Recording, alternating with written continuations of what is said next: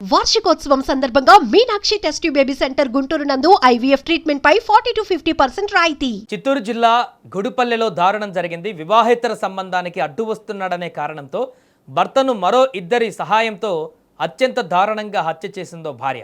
ఆలయానికి వెళ్దామని నమ్మించి నిర్మానుష్య ప్రాంతానికి తీసుకువెళ్లి అత్యంత దారుణంగా చంపేసింది. ప్రస్తుతం ఈ ఘటన కుప్పం నియోజకవర్గంలో సంచలనంగా మారింది. తమిళనాడులోని సూలగిరి పరిధి దేవసానపల్లెకు చెందిన రమేష్ ఊసూరులోని ఓ ప్రైవేటు కంపెనీలో ఉద్యోగం చేస్తూ బాధ్యత గల భర్తగా జీవనం కొనసాగిస్తున్నాడు. అతనికి 2 ఏళ్ల కిందట కుప్పం నియోజకవర్గం బోయినపల్లెకు చెందిన హాసినితో వివాహమైంది. ఈ దంపతులకు ఏడాది వయసున్న మౌలికశ్రీ అనే ముద్దుల కూతురు కూడా ఉంది. బయటకు చూడ్డానికి అంతా సంతోషంగానే సాగిపోతున్నట్లు అనిపించినా భార్య హాసిని మనసులో మాత్రం వివాహేతర బంధం తాలూకు విషబీజాలు నాటుకున్నాయి. తన సంతోషానికి భర్త అడ్డు వస్తున్నాడనే కక్ష ఆమెలో క్రమంగా పెరిగింది. ఎలాగైనా భర్తను వదిలించుకోవాలని ఒక కిరాతక ప్లాన్ వేసింది. అనుకున్నట్లుగానే హాసిని తన భర్త రమేష్ కూతురుతో కలిసి పుట్టింటికి అంటే బోయినపల్లికి వచ్చింది. మంగళవారం ఉదయం సంగనపల్లెలోని మల్లప్పకొండ మల్లేశ్వర స్వామి ఆలయానికి వెళ్ళి వద్దాం అని భర్తతో చెప్పింది. కట్టుకున్న భార్య మాటను నమ్మిన రమేష్ భార్యా పిల్లలను బైక్పై ఎక్కించుకొని మల్లప్పకొండకు బయలుదేరాడు. దేవుడు దర్శనం చేసుకొని వస్తారనుకున్న ఆ కుటుంబం రాత్రైనా ఇంటికి తిరిగి రాలేదు. ఫుల్గా చీకటి పడిన రమేష్ ఫోన్ కలవకపోవడం, హాసిని నుంచి ఎలాంటి సమాచారం లేకపోవడంతో కంగారు పడిన హాసిని తల్లి వెంటనే పోలీస్ స్టేషన్లో ఫిర్యాదు చేశారు.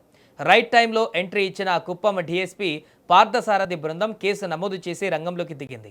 ఆలయ సమీపంలోని సీసీ కెమెరాల ఫుటేజ్ని పరిశీలించిన పోలీసులకు ఒక మైండ్ బ్లోయింగ్ నిజం తెలిసింది.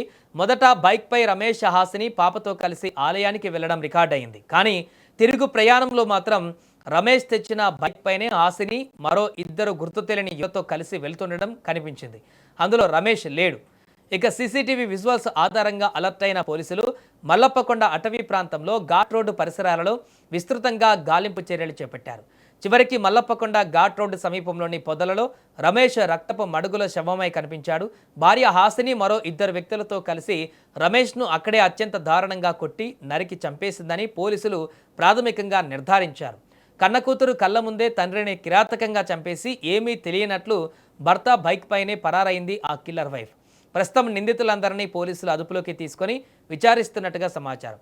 సో క్షణికాలపు ఆనందం కోసం వివాహేతర బంధాల మత్తులో పచ్చని సంసారాలను ఎలా కూల్చుకుంటున్నారో నమ్మి తాళి కట్టిన భర్తను చంపిన హాసిని రేపు జైలు పాలవుతుంది. ఆమెకు సహకరించిన వారు ఊచ లెక్క పెడతారు. కానీ ఏడాది వయసున్న ఆ పాప పరిస్థితి ఏంటి? అటు తండ్రి లేడు, ఇటు తల్లి జైలు పాలైంది. ఆ పాప భవిష్యత్తు ఏమవ్వాలి? సమాజంలో ఇలాంటి ఘటనలు విన్నప్పుడు ఒకటే అర్థమవుతుంది, క్షణికమైన మోహాలు బంధాలు ఎప్పుడు జీవితాన్ని ఇవ్వవు, సర్వనాశనం చేస్తాయి. ఏదైనా సమస్య ఉంటే గౌరవప్రదంగా విడిపోవాలి తప్ప ఇలా ప్రాణాలు తీస్తే చట్టం ముందు సమాజం ముందు దోషులుగా మిగిలిపోవడం ఖాయమనేది మరోసారి రుజువైంది.